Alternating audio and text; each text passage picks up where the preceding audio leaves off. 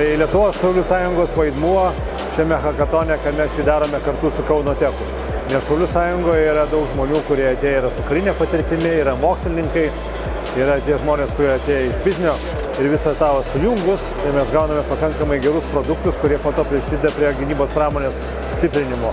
Vienas iš didžiausių per 3 metus gynybos hakatonų vykusių, su tiek daug sprendimų ir džiaugiamės ne tik dėl to, kad komandos ateina, ir komandos iš tikrųjų ne po vieną, po 6, po 8 žmonės, kurie dirba prie gynybos technologijų ir apie 80% komandų atėjo su jau padarytais prototipais, sprendiniais.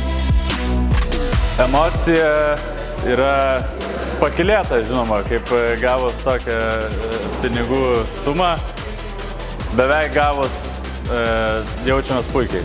Aš matau, kad Lietuvoje įgaunam pagreitį, buvo daug labai jaunų komandų, 12 buvo, studentų, 1 žmogus, 2, 5, 7 ir jie visi nori, daro ir kadangi buvo ir brandesnių įmonių, tai vieni iš kitų mokėsi.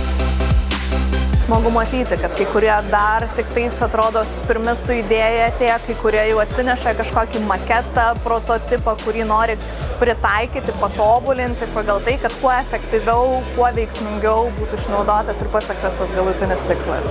Labai džiaugiuosi pokyčiais vykstančiais. Mes turim tiek daug dėmesio, tiek daug naujų, veržlių žmonių. Ir jeigu 20 metais mes nelabai turėjom su kuo pakalbėti, buvo handful of people, tai yra buvo mažos grupelės žmonių ir dabar matyti čia šimtus, wow, tai yra įspūdinga ir labai džiaugiuosi šito pokyčiu.